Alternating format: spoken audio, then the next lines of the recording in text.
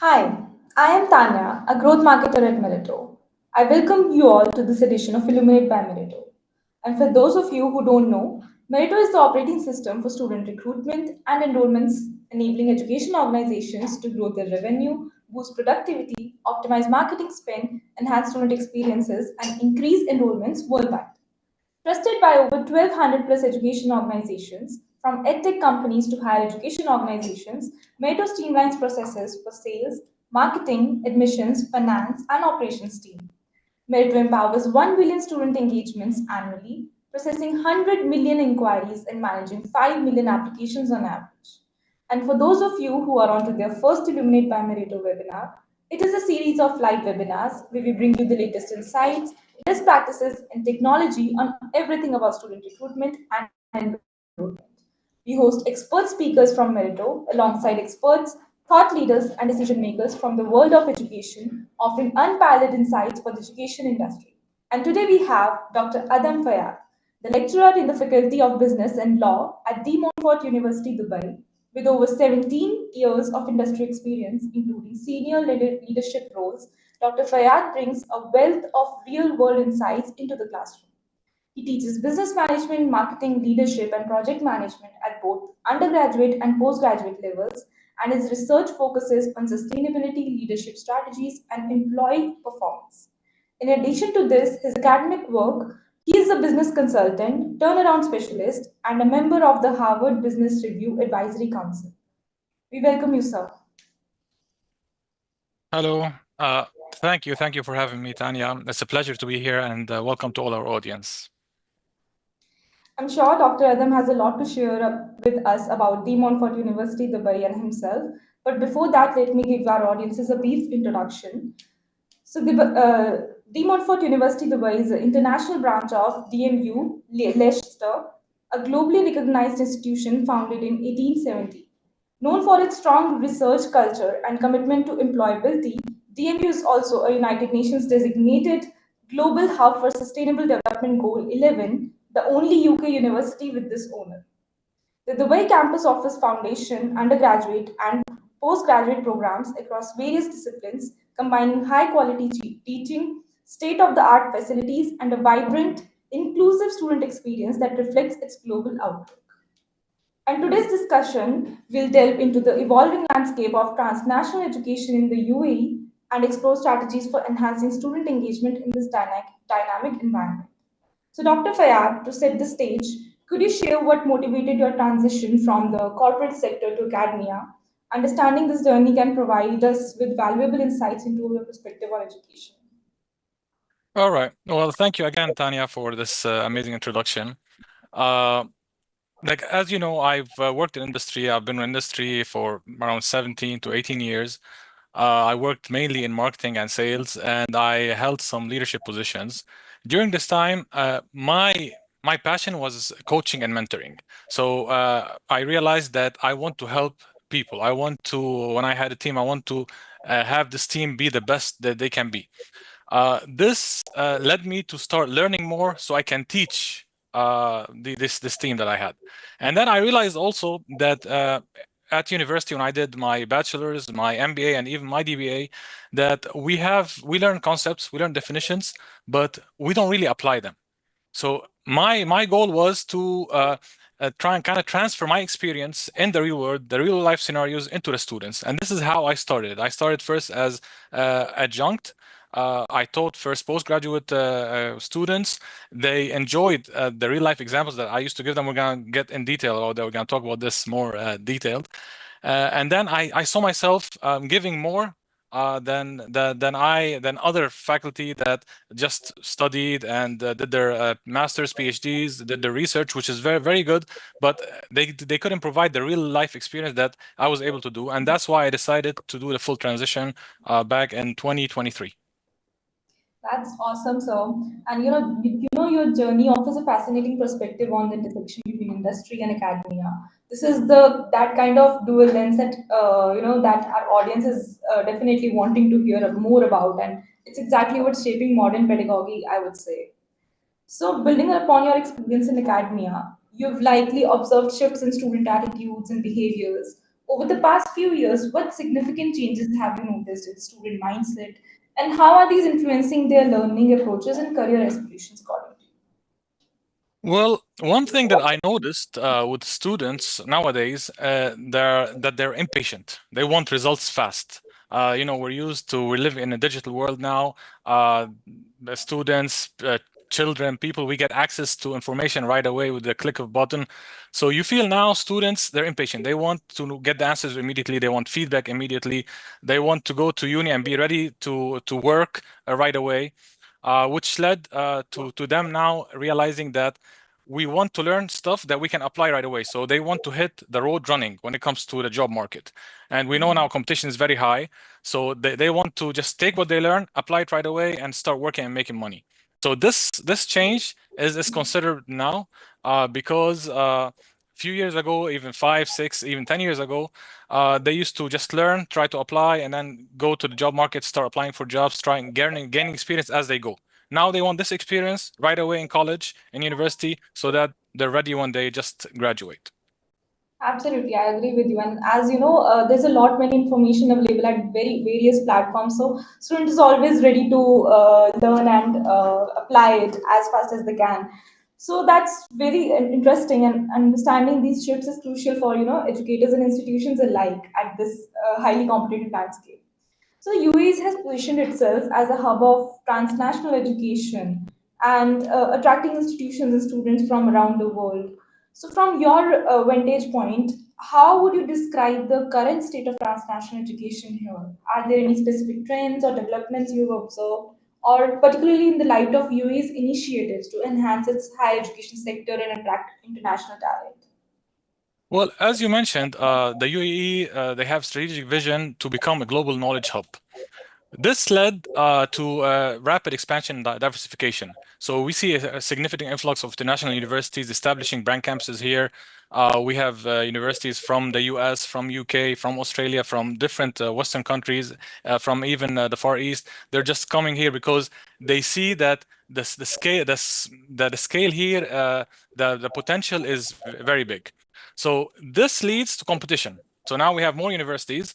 This leads to higher competition, which makes it tough for students to decide which university should I go to. What university is gonna give me the most for my career? And here we see the trends now. We have increasing emphasis on industry partnerships. Now we hear universities everywhere in the UAE. Every day we see signing MOUs. We see industry visits, guest lectures. So now universities are focused so much on the industry partnerships. And this is one of the trends that's happening right now in the UAE, mainly in the UAE, all over the world, of course. And also what helped also is CAA, the ministry, has introduced an outcome-based evaluation framework, which requires universities to work closely with industries. And they also had the framework weighting at 20% with this new scope that they saw. So we see the industries pushing for that, the universities are pushing for that. So now competition is very high, and these trends are being followed. And I feel there's going to be more changes soon. Now it's faster changes happening. More universities will come in the next few years. So it's going to be interesting to see what's going to happen. That's very insightful, and your perspective highlights how proactive UE has been in shaping the global competitive education sector. In fact, tech partners like us are working more and more with universities to help map student journeys across these transnational ecosystems, streamlining communication, admissions, and engagement with precision. So, given the culturally rich tapestry of students at De Montfort University, Dubai, what unique opportunities and challenges does this diversity present in the classroom? How do these dynamics influence your teaching methodologies and student interactions, if you could share with our audience? Well, to be honest with you, the cultural diversity that we have at DMU, at many universities here in UAE, creates opportunities and challenges. So one of the opportunities, the biggest opportunity is we get global perspectives. So for example, when we're teaching a specific topic or subject, we can hear different viewpoints, different insights based on different cultures. So let's say we have a case we're discussing about what's happening in the world right now with the tariff war that's happening. If you ask people from different regions of the world, if you ask somebody from the US, somebody from India, somebody from Lebanon, somebody from Australia, they could have different views on what's happening. And this actually is a teaching point for us as faculty as well, plus in addition teaching for all the students. So the opportunities of having different insights and viewpoints is amazing, and it creates more questions that we can ask and we can learn from. Now the challenges, on the other hand, it's really a sensitive, it's really touchy subject, because sometimes we have first the cultural sensitivity. So for example, at DMU, we get our material mainly, we teach what they teach in Leicester in UK. So a lot of times, some of the material that we get, we have to kind of filter it to enable to apply it here or to teach it here, because we have cultural sensitivity. So in some countries, they might be the culture might be more open. In some countries, the culture might be less open. So we have to kind of filter what we're teaching. So faculty have to be aware what they're teaching, how they're going to be perceived based on the culture of the diversity of students. And plus, we could have one of the challenges also is the communication barriers. A lot of students that come here, English is not their first language. They really have tough time explaining and speaking English. So you have to kind of adapt to speak to them in this slow, simple English. That might not be the case at when they teach in Leicester or in the UK or USA. So these are some of the challenges that we face. But of course, as faculty, we all here, we adapt to it, and we try to minimize these challenges and focus on the opportunities and grow them. And embracing cultural diversity indeed enriches their learning experience also. So be it for the students or the faculty, it's for both. We also Yes. often hear that student engagement is the key, but it's such a broad term. So, from your experience, what does meaningful student engagement look like in the context of transnational education? If you could share some examples of strategies or practices that have proven particularly effectively at DMU. Okay. All right. Yeah. So for me, when I look at student engagement, I look at active participation. I look at the vibrant class discussions that take place, collaborative group projects. At DMU, we have our block system where we have the first day is lecture, and then after that we have seminars. During the seminars, there are group projects, there are workshops that we do.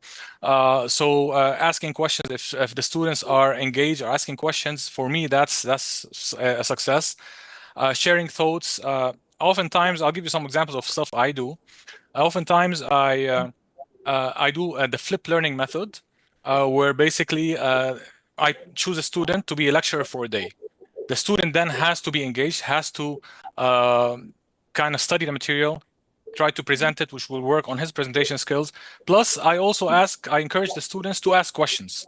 So it becomes kind of a game, but at the same time, it's more of a learning experience for them. So this works. I found that this works wonders. Another way I do it also, one of my previous classes last year, I was teaching global issues, global business issues. So I used to do at the beginning of every class, I used to tell them, I'll give you 10 minutes, 15 minutes to find a topic, sit in groups, find a topic that's happening in the world around us now, and let's discuss it. So I let them choose what topic they want to discuss. It could be one of the examples was we had a big restaurant chain here in UAE in Dubai closed down.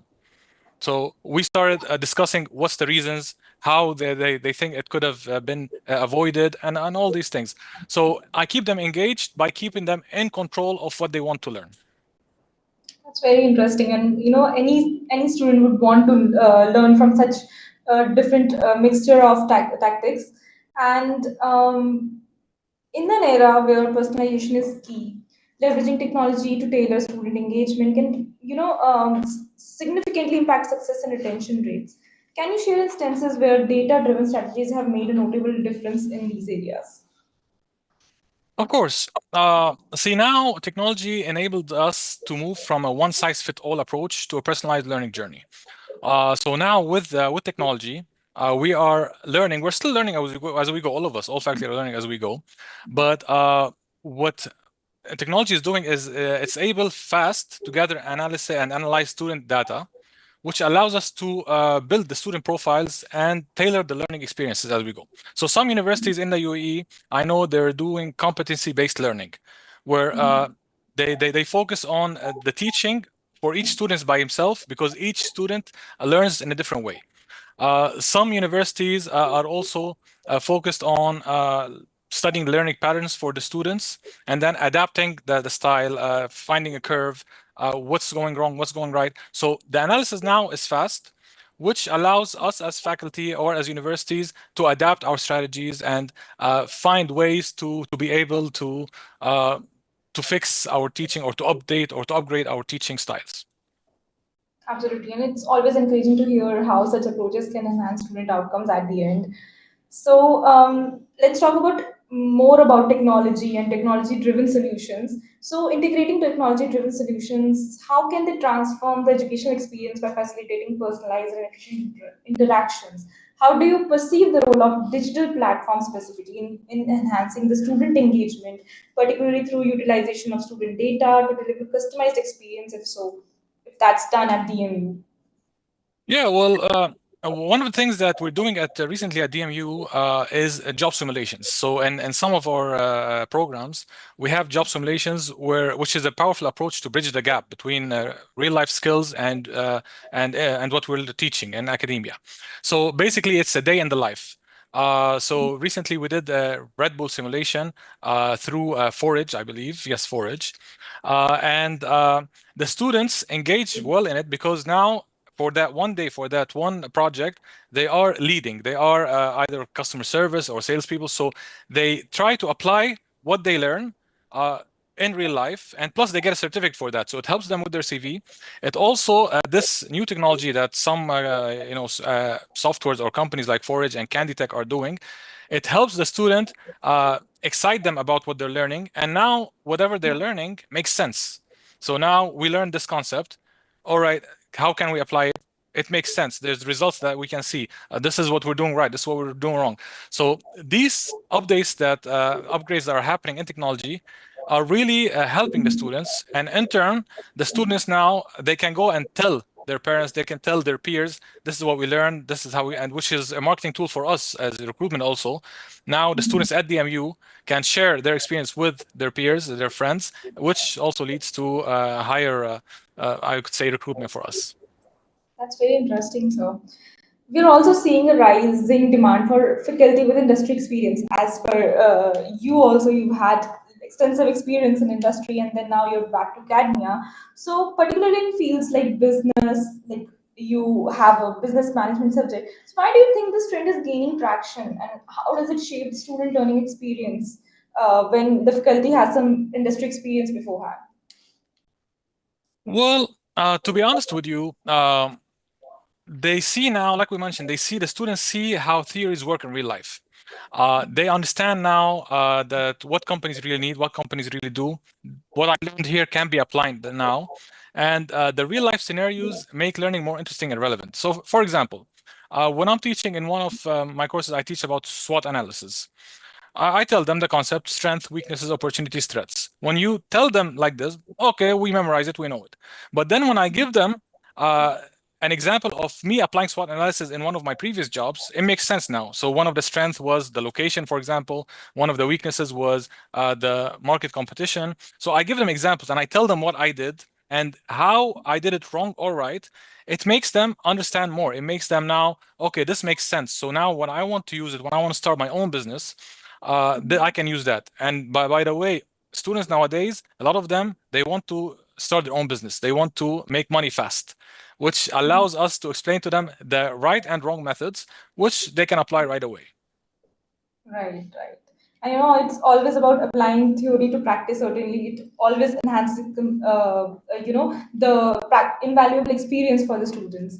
So there's another very prevalent trend in the landscape, that is artificial intelligence. Intelligence is increasingly, permeating various sectors, including education. So, in your view, what role can AI play in shaping student engagement and success within the context of transnational education in UAE and in the upcoming years? Well, in my opinion, AI can play two main roles. One is indirect and one is direct. Now, I'm going to start with the indirect role that AI plays. Uh, as we all know, faculty, most of our time, not most, a significant amount of our time is admin work, administrative work. By using AI, it can free up some of our admin work. So for example, what we can do is AI can create lesson plans for us, can help in grading assignments, can generate reports for us. This is all admin work that used to take a lot of time from us as faculty. So by this, by AI saving us time on that, we can have more time on working on the classroom engagement. So this is the indirect way of AI.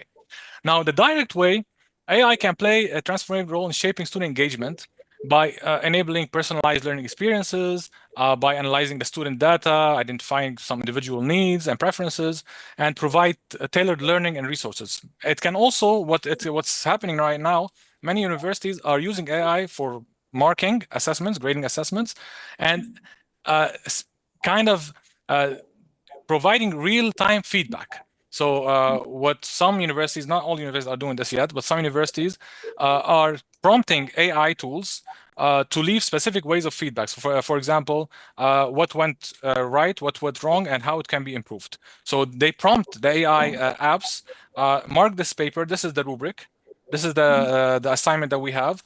Please grade this paper, mark it, and then give this kind of feedback.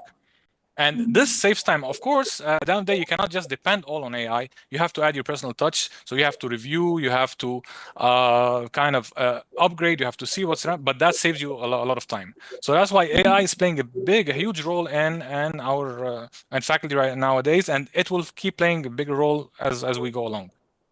Definitely, AI's potential in education is indeed vast and promising. Now, what do you believe sets Dubai or, let's say, UAE apart as a destination for international students when we have many other emerging destinations, in the higher ed landscape? Well, I'll tell you one thing. Being a pioneer in something has its positive points. So in this region, UAE, Dubai specifically, is a pioneer in technology and being the knowledge hub. The Sheikhs, Sheikh Hamdan, Sheikh Mohammed, they created the Dubai Knowledge Park, the Dubai Economic City. So they had the plan, they had the vision long time ago. And even if some other destinations are working on, growing, on expanding, being a pioneer now, when you think of the hub of the Middle East, you think of Dubai. In the future, we don't know what's going to happen, but we keep moving. The visions keep moving. Universities are all now trying to find ways to come here. We have some of the top universities in the world moving here. There are reports now. I've read a report on Gulf News the other day that in the next 2 years there's going to be 14 new universities, new branches of universities coming to the UAE. They already got received the initial accreditation. So competition is going to keep growing. The students are keep growing. More people are coming to Dubai. So it's going to be interesting to see. It's going to be very interesting to see. But like I told you, being a pioneer at something has its benefits. Right, that's great. Now, as we were talking about AI and the emerging technologies and everything, so what is your perspective on how can universities evolve their models to remain competitive and relevant in a hybrid AI-driven world or technology-driven world in the upcoming years? Well, one thing universities can do first is they have to listen. They have to listen to the students. They have to see what they're applying, what they have applied. Is it working? Are students happy with it? So this can be done through end of model feedbacks, through consecutive feedbacks that happen, and then we can listen as universities, as faculty, what is going. Again, it's the same as a feedback pattern. What went wrong? What are students excited about? What do students want? So if you listen, then you can adapt. You can change. One of the things, for example, that I notice my students want, like sometimes it's just trial and error with students. So sometimes if you see a class or students are not engaged enough, you try different things.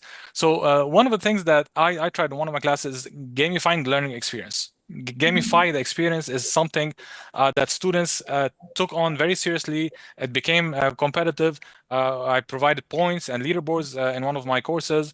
The students became motivated.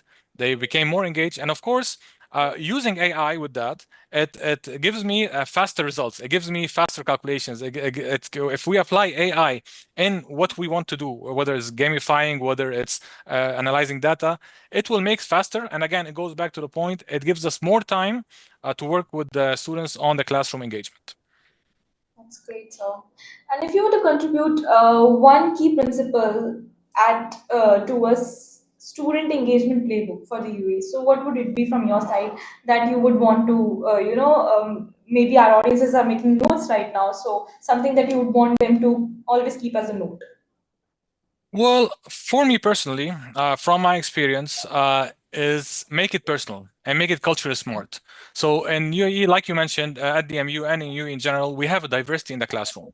We have students from everywhere around the world. So all come from different backgrounds. We just have to make it personal. We cannot just again teach one one size fits all. No, we have to make it personal. We have to include concepts, theories, examples from different cultures, from different places in the world, and basically we have to adapt our teaching style, and we have to use examples that resonate with different cultures. So again, just one quick example. When we talk about management styles, in some cultures, in some countries, it's still the hierarchy management style.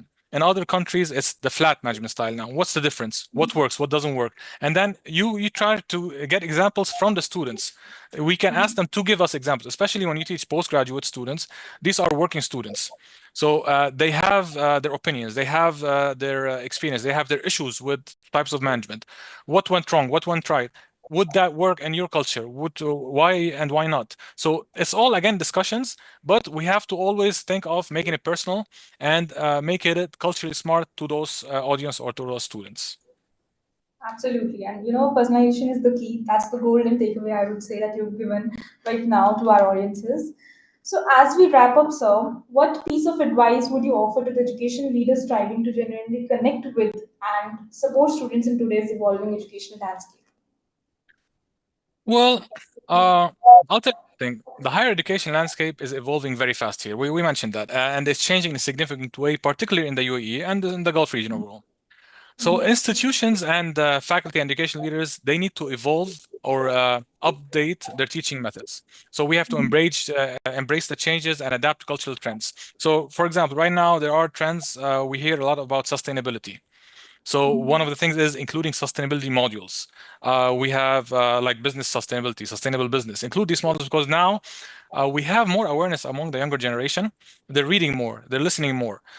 So this is one of the trends that we could digitization, for example, AI, included in our teaching, included in our programs, in our modules, because this is the future, first of all, and this is what they want to learn. Another thing is we go back to the point that we talked about in industry. How industry experience, how there's demand for faculty from industry.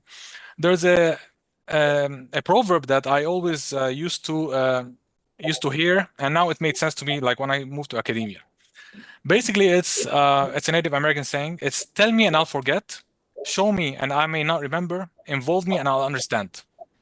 And this is what we need to do.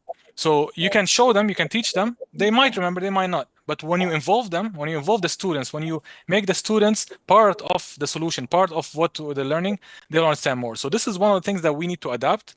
And again, it goes back to what trends are there. Sustainability. Why sustainability? Now at DMU, we have an event called Sustain-Ovation. We're working with some industry partners, and students, they love it because now they care about the environment. They can be part of this competition. They can think green at the same time. They can be innovative. That's why sustainability and innovation, sustain innovation. So we try to implement this in our structure, in our vision.